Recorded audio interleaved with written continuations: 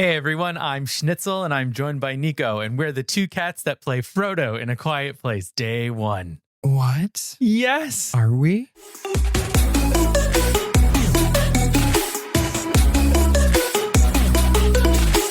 Two cats played Frodo. Oh, cool. Their names are Schnitzel and Nico. Oh. Well, my name's Noah. Oh yeah, and I'm Derek, and you're listening to A Bite of. That's really cool. That I'm always curious on the animal actors, you know? It was interesting. Yeah, totally. And it seems like in this case, it was like a Mary Kate and Ashley thing where like one did serious scenes and one did the action shots. I can't wait for their clothing line to come out. I'm going to buy everything. Cat clothes. It's going to be perfect. Ooh. So this is our episode on A Quiet Place Day 1. This is like a snack size review, right? A bite-sized review. Oh, I got there. Food puns. We did it. But we thought we would talk about it. We recently saw it, and we just came back from a break, and we were like, we haven't really talked much horror. We enjoyed this movie. Agatha all along is coming out, so it's going to take up a bunch of our time. So before that, we were like, let's dip our toes in this. Yeah, let's do something a little fun. Yeah. And I think that we've both enjoyed the franchise, the two that existed. So we figured, let's not stop from spreading that joy. Yeah. Of alien creatures that. Yeah, we murder. need to do Alien Romulus also. So. Oh, well, I don't know. This is my level of alien horror. If any listener ever wonders why we don't do some things, it's either because Derek doesn't want to watch it or I don't want to watch it. So that's sometimes what happens. It's a democratic thing. We want to make sure that we both agree. There's no dictatorship here. So, something like Alien Romulus or maybe like a Saw movie will probably never do. Right. RuPaul's Drag Race probably also will never do. It's a delicate balance. But if you did want to know kind of what we do day to day, follow us on all the socials. A Bite of on TikTok, Instagram, Twitter, Facebook, whatever else. We have Threads, a Discord. I think. Yeah, Threads, all of them. We have a Discord, so you can go there as well. Patreon, like the show, support the show, keep the lights, keep the mics on. But yeah, and follow us on socials so that way, you can know what we're watching that we don't talk about on here. Rhyming. Yeah. That was great. That was really great. So again, Quiet Place Day 1. I'm really excited to talk about this. Just as a Quiet Place in general, because we haven't really talked about it. No, not at all. Not We've at all. been very quiet about it. So we're issuing a spoiler alert here. If you haven't seen this, we're going to talk about it. So come back later. But let us officially take a bite of A Quiet Place Day 1, directed by Michael Sarnowski and written by Michael Sarnowski, John Krasinski, and Brian Woods. For Sam, an excursion to New York City with her hospice group goes from a promise to get pizza to the end of the world. Alien creatures have invaded and are murdering anyone that makes noise. She and new companion Eric try to survive in the city that never sleeps. I mean, awesome. Yes. Like putting this particular series in a place like New York City, I think is something this franchise series of movies needs, right? I think at the beginning of the movie, it says 90 decibels. Yes. It's just the average noise of New York City, which if you've ever been, yes, the smells, the noise, it's all constant. Yes. Never sleeps. People are screaming all the time. Good screaming, bad screaming. Yeah. You never know if it's an actual alien attack or Yes. if somebody's just screaming for the fun of it. Exactly. Just in the middle of the street. So give me your instant reactions. Instant reactions. Ba, ba, ba, ba. I love stuff like this when it's sort of like a prequel to things that have already come out. And what's fun about things like this is there are those little Easter eggs in there, those things that you already know that come to fruition. Lots of things about the aliens, how to destroy them, what they're attracted to. But we're watching someone kind of learn those things for the first time, especially in the first A Quiet Place. They know all this stuff already, right? They know that it's the noise. They know that they don't eat the people that they murder. And in this one, we're learning all that. Right. So I think as a horror movie, as a prequel, I think it hits all the beats that it's supposed to. And it was definitely enjoyable. Definitely enjoyable. You're killing it tonight. My God. Yeah. Oh my God. This guy's on fire. He's rhyming. He's puns. It's horror. This is like my wheelhouse. It's your fave. I love it. Yeah. I agree. I think all of that, yes, 100% agree. I was wary going into this. I mean, cast, phenomenal. There's like 3 people in this movie. Yeah. But also the actors are amazing. I am always curious about prequels. Are they necessary? What are they going to tell us that we didn't already know ahead of time, right? So I think it did a good job on that front of showing when they literally landed. We did get that a little bit in the second one with our family, the Abbott family, and the baseball. I think it was during the baseball game when it happened. And so in this one, setting it in New York City, it just raised the tension a little more. I do feel like the first 2, specifically the first one, had a different feel to it. It wasn't necessarily like action survival, where this one feels more on the action side in survival than the other 2. Granted, John Krasinski isn't doing this one, and for a prequel, maybe you wanted to change it up. But yeah, I thought it was good. I thought it still hit the same beats, but I think the question is, how many more of these should we get? And they didn't really tell us anything. Right. One of the things that you said is it adding anything to what we already know or maybe don't know? And I think it doesn't necessarily give us any new information, right? I think actually waiting if there's going to be a Quiet Place Part 3. I think he said he's working on it. So I'm very curious to see where things from this one pop up in that one. I almost feel like the full payoff of this prequel won't happen until another installment of the franchise. It does feel like that's how these movies are working a little bit. It's more like it's playing off of the strength of the first one of giving us no information at all, because the people don't really have the information, and there's a beauty and a choice in that works so well with the first movie. I think with having a prequel, there's this expectation of, okay, like, tell me how this works. And I'm glad it didn't, because it's part of the charm. That's part of the draw to this movie, is that you don't know. I almost don't ever want to know why the aliens are doing what they're doing, or like anything like that, because I feel like it will take that magic away from the first movie, the second movie, the prequel. But then again, it's like, do we need more of these? I think I want one more. I think that's a perfect set. Right. We need one more, having them fully defeat the Death Angels. Right. That's the final thing. It's almost like they took M. Night Shyamalan's Signs, right? And now they're just stretching it over 4 different films, right? Whereas in Signs, there's the mystery, what's going on. They come down, they figure out water is the weakness, they kill them, right? So that all happens in the one movie. Whereas now we're kind of like building our armada of, okay, we know that high frequency sound waves can make their heads explode. So we're slowly getting there, right? In the second one, there's a radio tower. They send the signal out. It kills a bunch of them. Now in the third one, we're going to use that as a weapon to destroy them. They just need to put it on a bunch of Bose speakers on planes and get that Bluetooth going, baby. Bluetooth will save the world. Hello. I wonder what song would hit the frequency that would kill all of them. I know the exact song. What? It's I Believe in a Thing Called Love by The Darkness. Oh my God. I was thinking Pink Pony Club, but just like raise it up just because it's like, or Charlie XCX. But I actually really like. Right? That one part where it's like, I believe in a thing called love. And all their heads explode. And it just goes, wouldn't that be awesome? Oh my God. Let us know what song you would want to save the world. Any song. Or Mariah just comes out of her bunker and just like gets a whistle tone. Oh my God. All I Want for Christmas.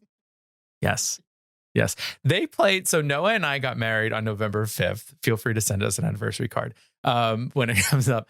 And they played Mariah Carey's All I Want for Christmas at our wedding, and everyone lost their effing minds. We were so excited. Just at the right time. Yeah. Because it was November, and that's when you should start putting Christmas stuff out. So I feel like if it was October, we'd be like, why are you doing this? But it was perfect. And I think the later Quiet Places take place in October. Oh, perfect. So it'll be November by the next one. This is perfect. And then Mariah will come out and destroy them all. I see. I see the vision. It's beautiful. A vision of love. All right. So getting into our 2/3, one of our furry little actors here, but Sammy and Eric. How did you feel about these characters, and how did you feel about Joseph and Lupita? Oh, well, Joseph Quinn is becoming America's sweetheart at this point in time. Yeah. He captured our hearts in Stranger Things. So the more stuff he pops up in, I'm like, oh my God, it's that little angel Joseph Quinn. Gladiator 2. Hello. Fantastic Four. Get it. Fantastic Forever. Yeah. So I thought he was great. I mean, there's an imbalance between the characters in the movie, right? Sam is truly our main character. I feel like we're really on this journey with her. And I have to admit that knowing that she was at a hospice, right off the bat, I knew how this movie was going to end. Yeah. Right? But I think that's like, personally, I feel like that made me like it more. Does that make sense? I'm not saying it was a bad thing, but the plot, I knew where it was going. Right. I knew ultimately at the end, this character was going to sacrifice himself. It's not about what you get at the end. It's about the journey and the friends we make along the way. That's true. And the journey had me like this. Oh my God, no. So thumbs up. Yeah. I really liked them. I thought there was even though Sam's character, who is, suffering through terminal cancer, and is in hospice, and she knows she's going to die. That's the point of being in hospice, right? I loved her character because there was this resilience that was still there, even though it was kind of dampered down a little bit. Her shine might have dimmed a tiny little bit. The apocalypse, or the end of the world happening, almost lit a fire underneath her. And she was like, I'm dying anyway. So let me go do this one thing that's going to mean so much to me. Right. And I thought that was so beautiful to do. And that's, I think, the draw for these movies, right? After we saw the first one, we were like, this not only was terrifying and super innovative, but the human story that was there was so strong. That's what we expect from these movies. And I feel like in Sam and Eric, we got that. And I loved how they played off of each other. There's hardly any dialogue in this, which is very nice sometimes, right? You just get to sit with it. And these actors getting to just play with the scene and showing their emotions and just feeding off of each other, I really, really liked. Yeah. And I think that when it comes to these type of end of the world movies, I mean, is this necessarily considered a dystopian? No, because dystopian's typically after the apocalypse. So this is like the apocalypse happening, end of the world invasion, let's say. And there's always the thoughts on humanity of, will humanity be good or will humanity be bad, right? And in A Quiet Place Part 2, we see that now there are sections of humanity that are bad, right? That are trying to capture humans, whether they're going to eat them or whatever, right?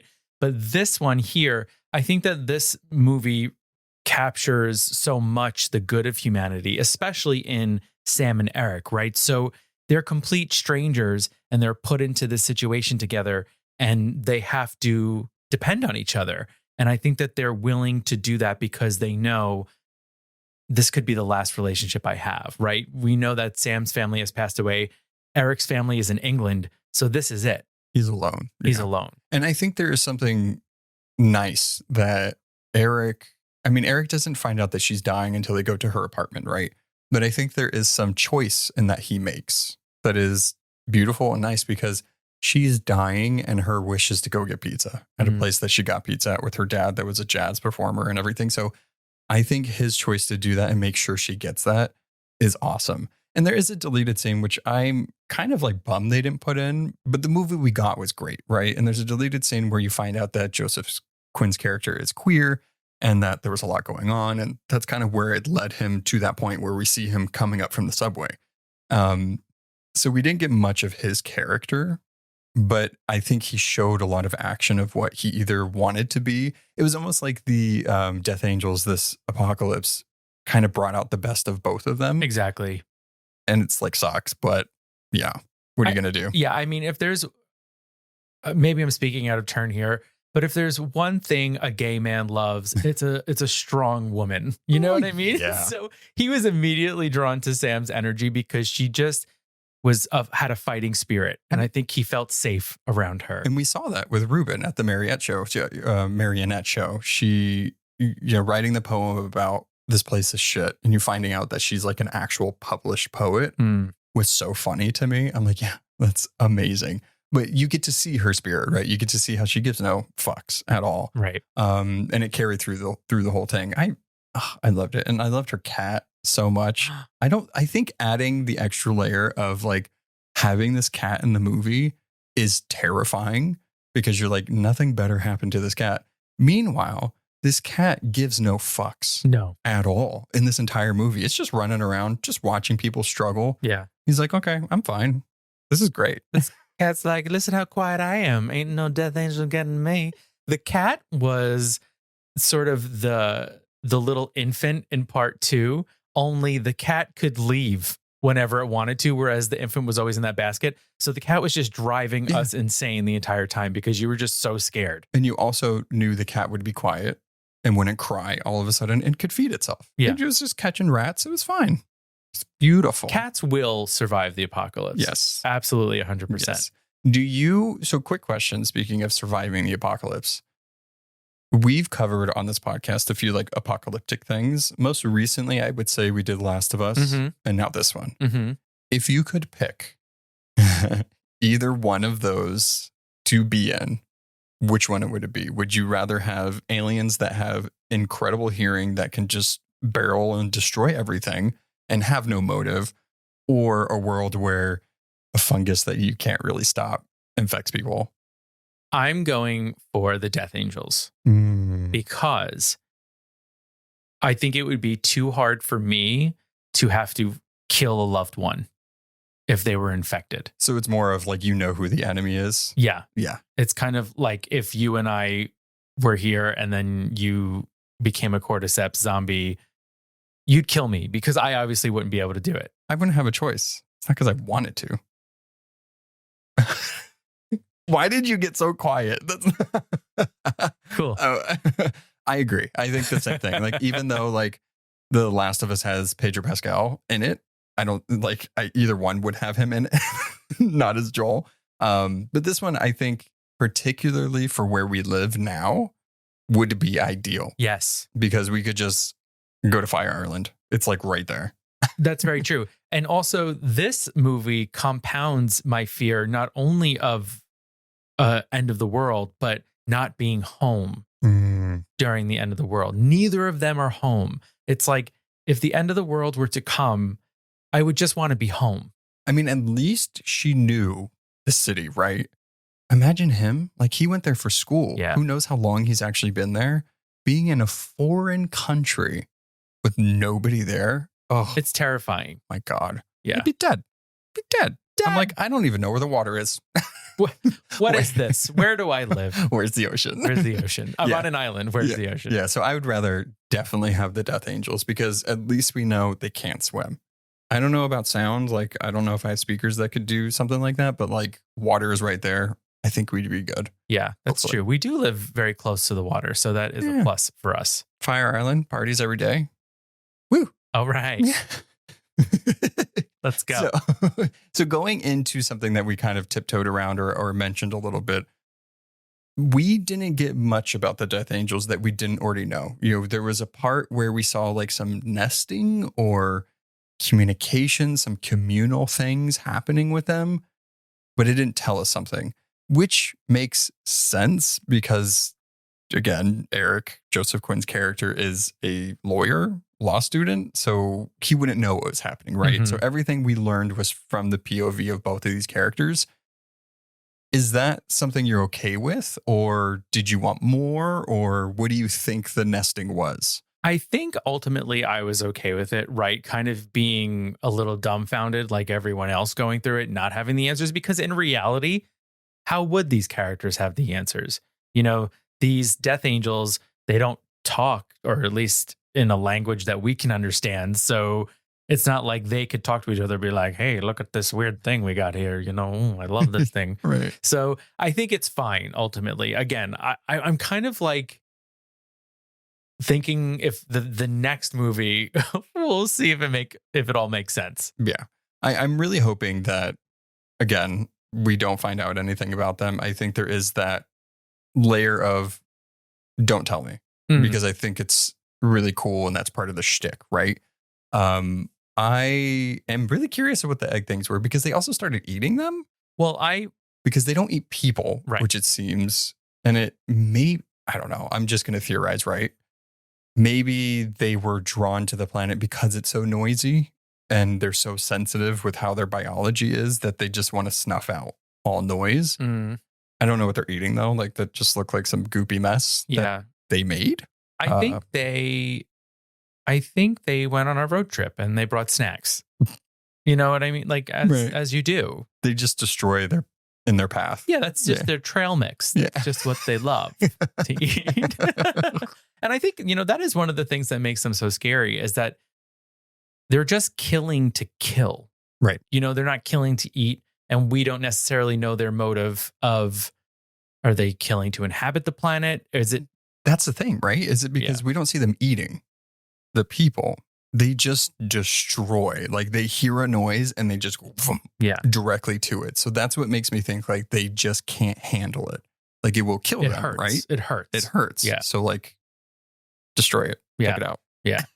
So, I have my working theory right now is, so in this movie, we see Digimon Hansu, who appears in part 2. Yeah. Right. So that's like a little breadcrumb of like, all right, so the last time we see them, they're on this boat. Obviously, they made it to some island and they've been living there and inhabiting it.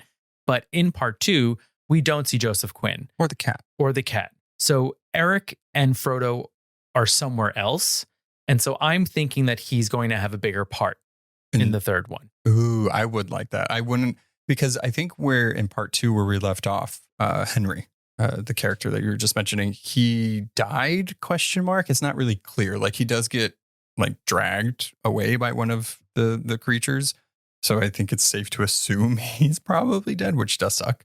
But I am hoping for Eric to come back because that would be nice, right? And the reason why we didn't see him is because we got his story in the prequel. And then when we see him in part 3, it's like, oh yeah, there he is. There's Eric. Yay. Yeah. I'm hoping. Yeah. And I'm thinking that he in some way is going to help create the weapon or something that destroys these monsters. Because he did get a good look inside of their heads, their right? Their heads. Yeah. Yeah. And so and they made sure to like really kind of zoom in on that very inner ear because we've seen that they have. Like we've seen that in the other one. So it was interesting to have this character specifically look at it. So I guess we'll see. And for the camera to zoom in on that. So he better be a part of the third one because then why the hell else was he in this? You know? Yeah.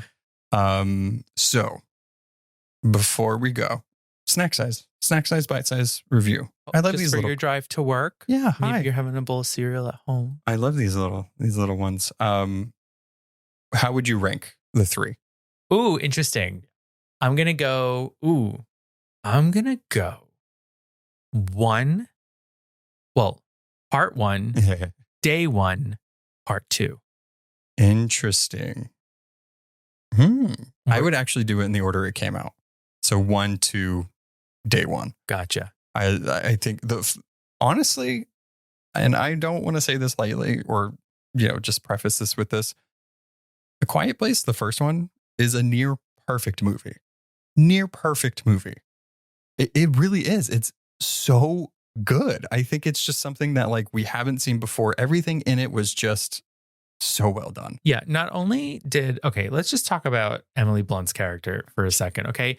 She steps on a nail, can't scream. She has a baby, can't scream. Her husband dies. Yeah. Okay. Can't scream. Her child dies. In the beginning. Can't scream.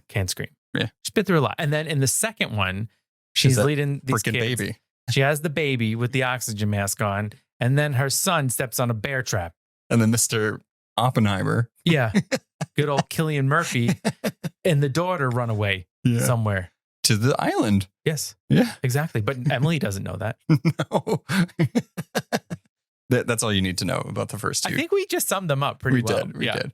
Yeah. So, I mean, the same. Just switch the 2. I just think they're so good. I think that the second one did a good job of doing that. But my worry is it's like, okay, we've gotten that story before. We got the human story. We kind of know the beats already of this. Yeah. So what is going to be in the third one that's really going to change it up? Yeah. Or I hope stop it. The third because one. It's so good. Yeah. The third one needs to be World War Z. But good. I love World War Z. Yeah. I just think it was set up to be like more than it was. Just don't do that. You know those guys? Yeah. Yeah. I just think it was like set up to be more like not just be one movie, and it was like they were going to do all this stuff, and then it just didn't happen. So that really bummed me out. I do think it's good. I just am bummed about the wasted potential. That's one of those movies that, like, if it's on TV, I'll be like, ooh, World War Z is on, and I'll keep watching it. Isn't that so weird? No. A wild zombie movie. That I have very niche taste. I mean, Brad Pitt is also really attractive in that movie. So it's great. I don't blame you. God, that part where they're going up the stairs in that apartment building. Oh, gives me anxiety. Remember when he chops the woman's hand off, arm off? Woof.